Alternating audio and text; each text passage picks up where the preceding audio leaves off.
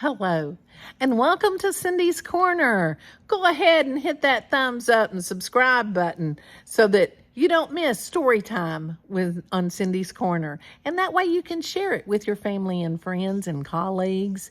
And today we're reading Charlotte's Web, and we're on chapter 5. Chapter 5. Its author is E.B. White, and the illustrator is Garth Williams. So if you've got it, go get it so you can read along. Chapter 5. The night seemed long. Wilbur's stomach was empty and his mind was full.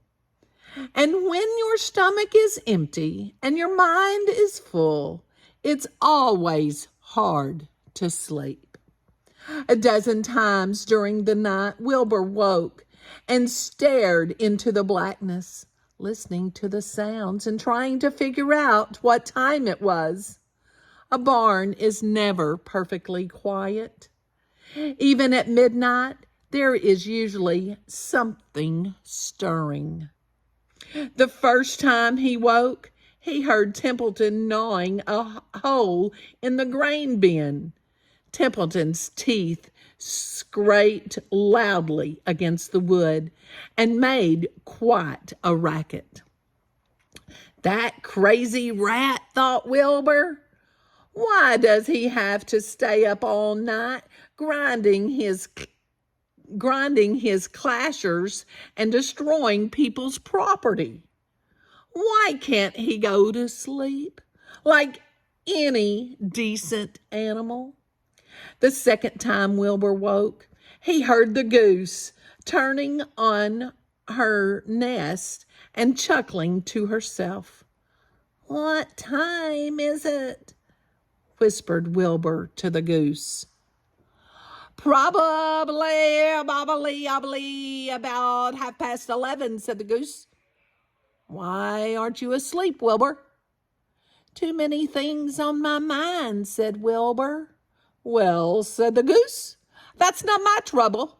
I have nothing at all on my mind, but I've too many things under my behind."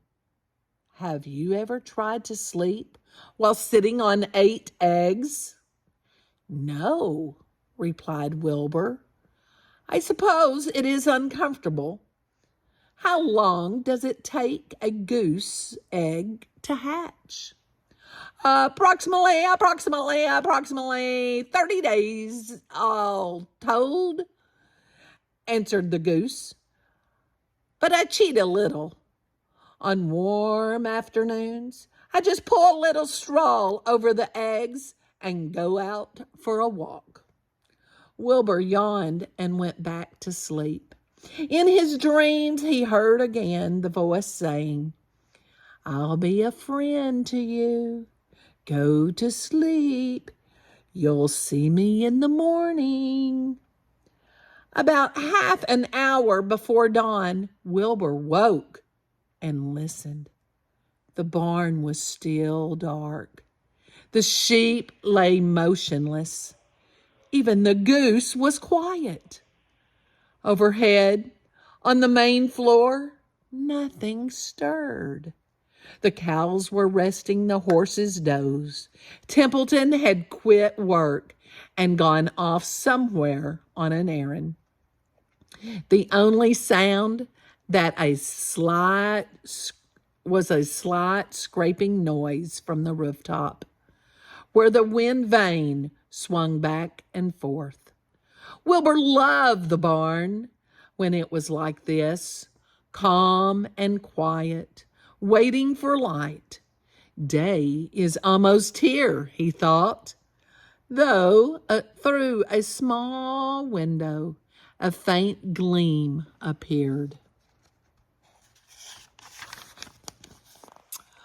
One by one the stars went out. Wilbur could see the goose a few feet away. She sat with head tucked under a wing. Then he could see the sheep and the lambs. The sky lightened. Oh, beautiful day. It is here at last. Today I shall find my friend. Wilbur looked everywhere. He searched his pen thoroughly. He examined the window ledge, stared up at the ceiling, but he saw nothing new. Finally, he decided he would have to speak up.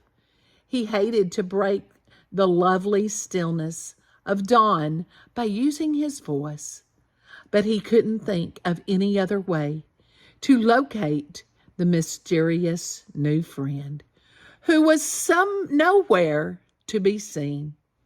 So Wilbur cleared his throat. "Attention, please," he said in a loud, firm voice.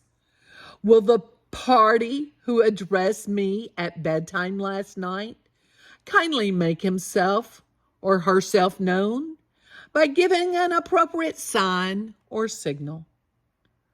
Wilbur paused and listened. All the other animals lifted their heads and stared at him.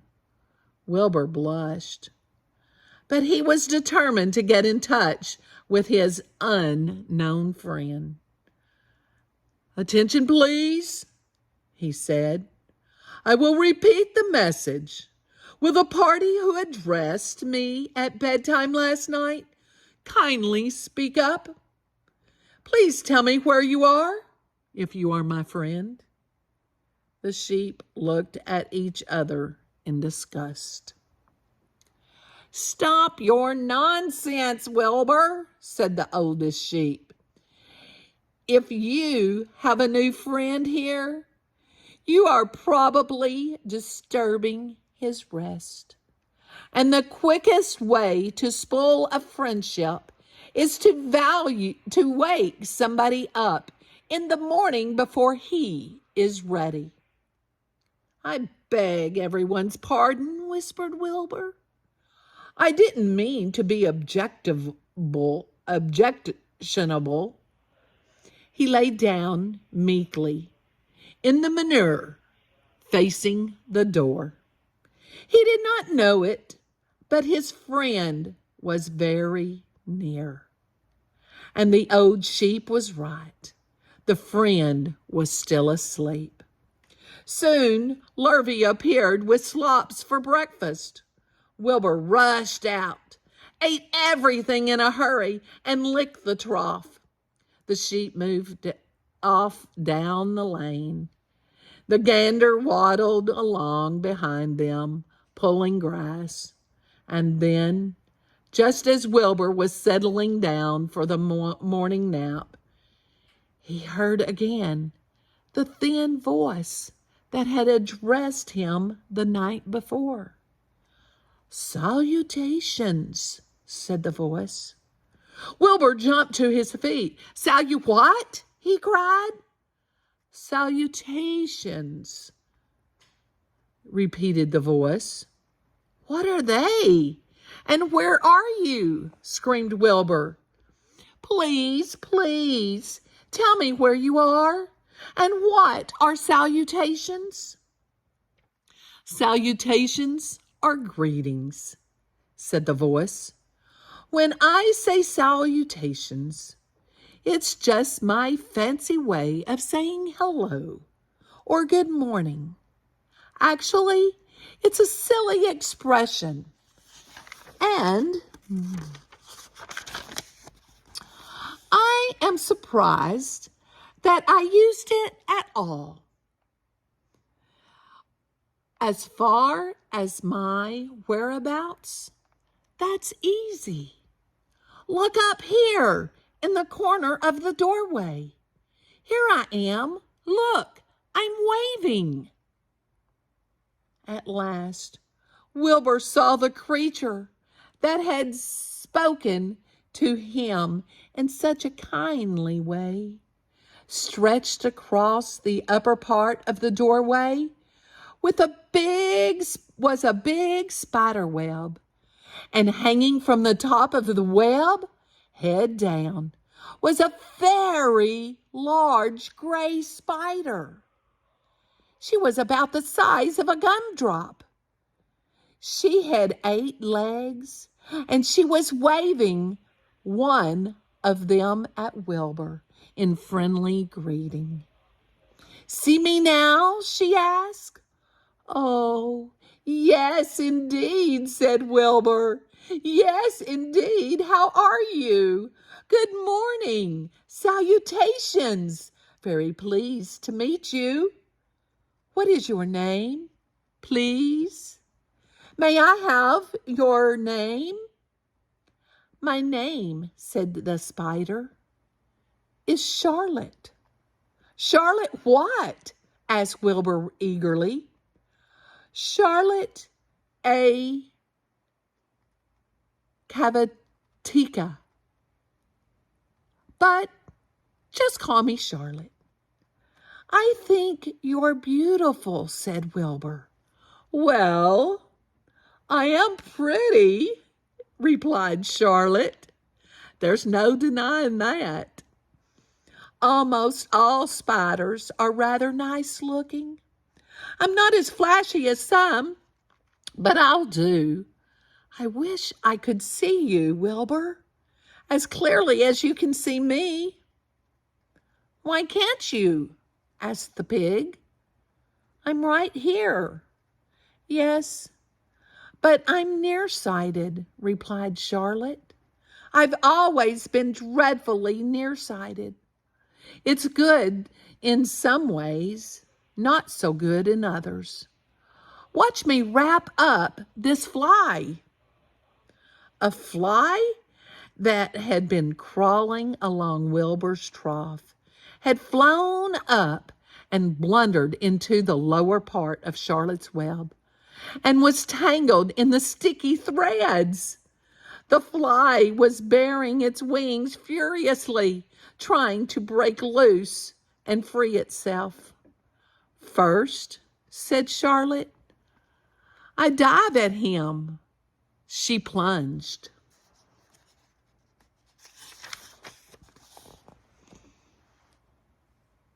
Head first toward the fly. As she dropped, a tiny silken thread unwound from her rear end. "Next, I wrap him up." She grabbed the fly, threw a few jets of silk around it, and rolled it over and over, wrapping it so that it couldn't move. Wilbur watched in horror. He could hardly believe what he was seeing. And although he detested flies, he was sorry for this one. "There," said Charlotte. "Now I knock him out so he'll be more comfortable." She bit the fly. "He can't feel a thing now," she remarked. "He'll make a perfect breakfast for me." "You mean you eat flies?" gasped Wilbur. "Certainly. Flies, bugs, grasshoppers, choice beetles, moths, butterflies, tasty cockroaches, gnats, midges, daddy long legs, centipedes, mosquitoes, crickets, anything that is careless enough to get caught in my web. I have to live, don't I?" "Why, yes, of course," said Wilbur. "Do they taste good?" "Delicious, of course." "I don't really eat them. I drink them. Drink their blood." "I love blood," said Charlotte, and her pleasant, thin voice grew even thinner and more pleasant. "Don't say that," groaned Wilbur. "Please don't say things like that." "Why not? It's true. And I have to say what is true. I am not entirely happy about my diet of flies and bugs, but it's the way I'm made. A spider has to pick up a living somehow and other or another, and I happen to be a trapper. I just naturally build a web and trap flies and other insects. My mother was a trapper before me. Her mother was a trapper before her. All our family have been trappers. Way back for thousands and thousands of years, we spiders have been laying for flies and bugs. It's a miserable inheritance, said Wilbur gloomingly. He was sad because his new friend was so bloodthirsty. Yes, it is, agreed Charlotte, but I can't help it. I don't know how the first spider in the early days of the world happened to think up this fancy idea of spinning a web, but she did. And it was clever of her too. And since then, all of us spiders have had to work the same trick. It's not a bad pitch on the whole. It's cruel, replied Wilbur, who did not intend to be argued out of his position. Well, you can't talk, said Charlotte. You have your meals brought to you in a pail. Nobody feeds me. I have to get my own living. I live by my wits. I have to be sharp and clever, lest I go hungry. I have to think things out, catch what I can, take what comes. And it just so happens, my friend, that when what comes is flies and insects and bugs. And furthermore, said Charlotte, shaking one of her legs, do you realize that if I didn't catch bugs and eat them, bugs would increase and multiply and get so numerous that they'd destroy the earth, wipe out everything? Really? Said Wilbur. I wouldn't want that to happen. Perhaps your web is a good thing after all. The goose had been listening to the conversation and chuckling to herself. There are a lot of things Wilbur doesn't know about life, she thought. He's really a very innocent little pig. He doesn't even know what's going to happen to him around Christmas time. He has no idea that Mr. Zuckerman and Lurvy are plotting to kill him. And the goose raised herself a bit and poked her eggs a little further under her so that they would receive the full heat from her warm body and soft feathers. Charlotte stood quietly over the fly, preparing to eat it. Wilbur lay down and closed his eyes. He was tired from his wakeful night and from the excitement of meeting someone for the first time. A breeze brought him the smell of clover, the sweet-smelling world beyond the fence. Well, he thought, I've got a new friend, all right, but what a gamble friendship is.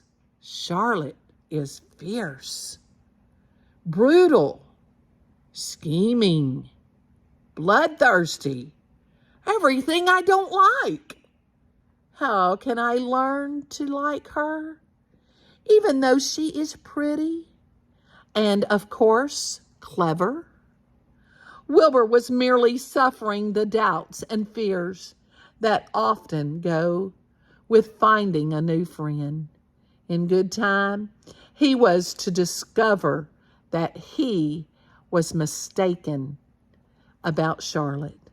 Underneath her rather bold and cruel exterior, she had a kind heart, and she was to prove loyal and true to the very end.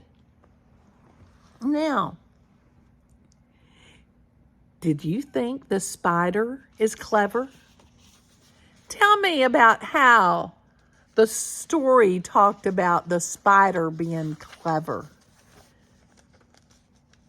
I hope you enjoyed this and you give it a thumbs up so I know you're listening and you want the next chapter. Most important, give somebody a hug and tell them you love them.